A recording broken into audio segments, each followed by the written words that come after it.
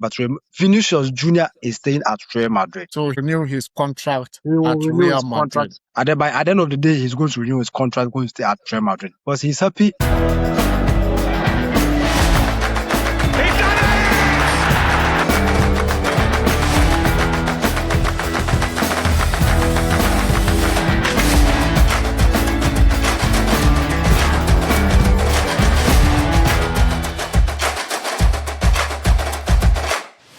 And today, there are litters of transfers that we need to actually tackle. Manchester United are pushing to sign Francisco Conceicao from Juventus in a deal reported worth about 43 million. United, last time we talked about them enhancing their midfield. Francisco will be able to change the dynamics of United from last season. With Manchester United and their transfer news, as a Manchester United fan, it's good in such situations, going to be much more competitive for the players. And with Francisco, he's also a young player from Juventus, also a Portuguese international, which I think 23 years old. And with his role and his real actual position, I think he's a striker. As you all know, Manchester United, you have Benjamin Sesko over there, and you also Joshua Zexi also there. So you will need, I think, a backup, and then the Nigerian guy, this Chido also there. So Michael Carrick will be able to pull this transfer. The guy is still young, 23 years of age. Manchester United. It's not bad. The price is so good, but now that price is a good move for sure. And the United are also leading Chelsea in the race for Bournemouth midfielder Alex Scott. I understand the price worth is almost over 100 million for sure. But Eddie, with this, do you think Alex Scott will leave Bournemouth? All these clubs going for him are better than Bournemouth. The likes of, as you said, Manchester United and also Chelsea in the race, they are all better than the club he is now. And it's every player's dream, to play at the highest level, to get a better club to play than their previous. With him, he's good, but the price is too much. And I also understand that he's pushing for the move, either in Chelsea or Manchester United, but United is leading as reported. Yeah, United are interested. They are now leading. I think we are now leading the race, but it will be up to Bournemouth to also agree to allow the player to go. But now it's up to the clubs to also to sit down and balance things, sort things out on the price tag. Sort things out from the price side.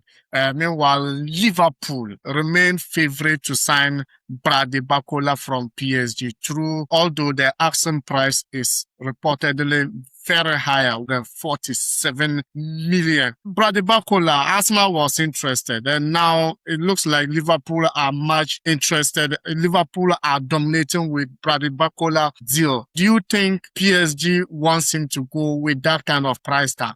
That's why I said the player this time around, the price tag is 27 million. It's mind blowing, but you can't blame them. It's all business. It's business they are doing. If Arsenal don't sign Barcola, then it's going to be the same hijack that's Chelsea did.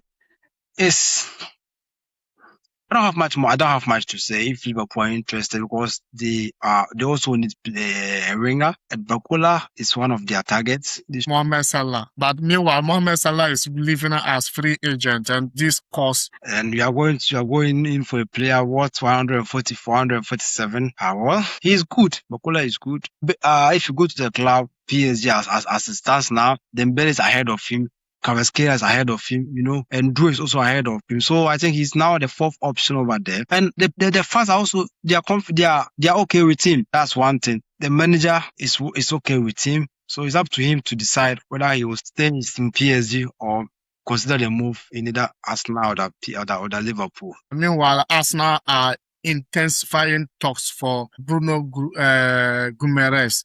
The last time I heard, according to reports, the first offer, which was about 70 million plus, was rejected by Newcastle United. I don't know whether they are still stand by their words, thinking Guimaraes will stay at the club. Eddie, how possibility it is in this transfer window for the player and for the both clubs? Personally, Bruno Guimaraes wants to leave the club. He has already shown interest in joining Arsenal. But now the point is the price tag, the first budget or the first offer was being rejected. So if he really wants to leave, he can also play an important role. For sometime before the club and club meet to agree on a particular tag, on a particular price, the player can also play an influential role. Now he should just tell them, now I want to leave, I'm no more interested. He should just avoid participating in the precedent. They will allow him to go. With Arsenal, I don't know what is wrong with them.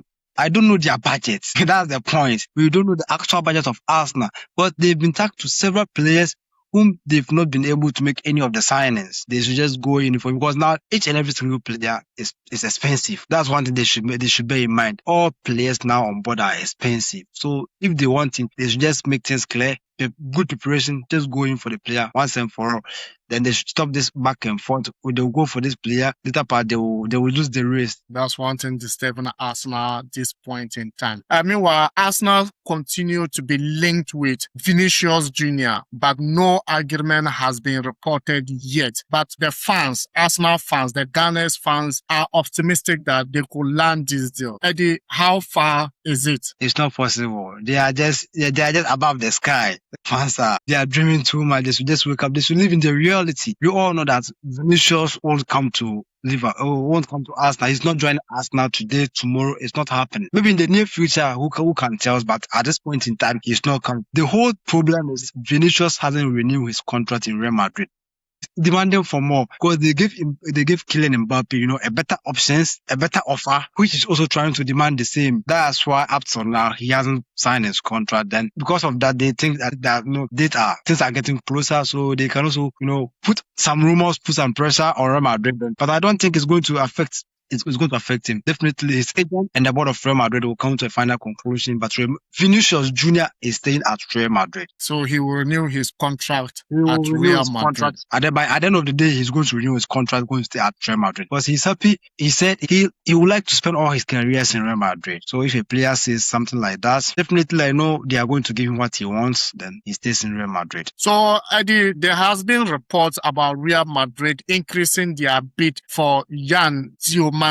Don't you think it's because of the Vinicius Junior deal that they are absolutely trying to sign him? I don't think so. Vinicius Junior and Diomande are two separate players. And I don't see signing Diomande affecting Vinicius Junior. There is no way that should affect Vinicius Junior. Mourinho is such a manager who will be able to control these two players. No doubt about it. And the reason why they are also increasing their bid for Diomande is purposely because in the manifesto of Florentino Perez, he stated that he's going to bring a galactical standard into Real Madrid. So by hook or crook, he should be able to fulfill that promise. That's one thing. That's the whole thing. So, and we all know Diomande is good, my brother. He's such of a quality player out there at the moment. And if Real Madrid will be able to sign him, who knows?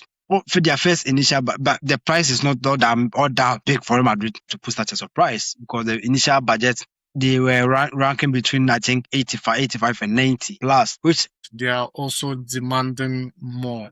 At the end of the day, I think Real Madrid will pull this transfer. Eddie, we are not far from Real Madrid as well. Real Madrid are also monitoring Rodri, while Manchester City hope to renew his contract. Which one do you think? Do you think Madrid could land Rodri? They should just think about it. Rodri is good, but with the injury, because after he won the Ballon d'Or, the same thing happened. And after he won the Ballon d'Or, he participated in the World Cup as well. They should just think about it before they make that sign. You should think about it before they make that sign. And meanwhile, there has been a controversial situation on internet. People are debating among themselves concerning Chelsea and how they link with the old players like Wobergh and also Jordan Henderson. Eddie, Chelsea are in talks to sign Wobergh. Is he not too old to strike for Chelsea? I don't agree with that. The whole problem of Chelsea now is getting an experienced player. They have too many young players, young talent who have bad final decisions. And then Wobergh, he has been in the Premier League for so many seasons, is a former player of Arsenal, Manchester United, Sunderland, and also now playing for Brighton, and now trying to make another move to Chelsea. So he has been in the Premier League for so many seasons. We saw what his contribution in the league for Brighton. Anytime he gets the opportunity, his name is in the score sheet. So if Chelsea will be able to pull up this transfer, I'm not against it. They should just get someone who is matured, who has the experience in the Premier League. Even if he's not starting, I think in crucial moment he can be the game changer for Chelsea. That's what Chelsea is looking. That's what Alonso is looking for. If Alonso wants him and want to pull that transfer, they should just go in for him. Then Wobergh is a good player. Wobergh is a good player. Meanwhile, Chelsea are also exploring a move for Jordan Henderson. The former Liverpool star is out there for sure. This midfield, this a midfielder who has a lot of experience, took the Premier League in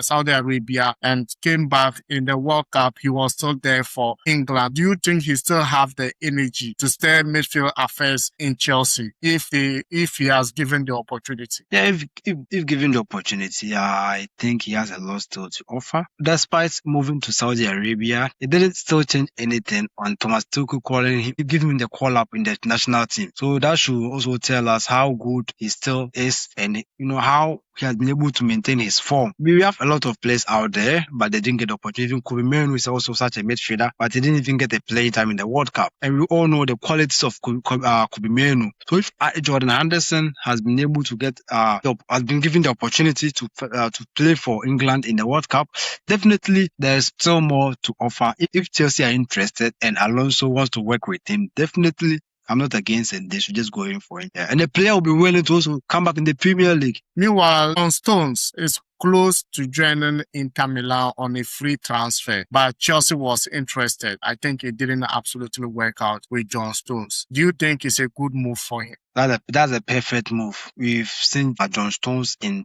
Manchester City under Pep Guardiola, such a fantastic defender. So if he is leaving, I think the best thing for him is to go outside the Premier League, experience a new league, a new environment, a new culture. That's what he's trying to do now, trying to move from the Premier League to Juventus, to Inter. And Inter is one of the best clubs in Italy. Definitely he's going to excel over there as well and going to also get the playing time he deserves.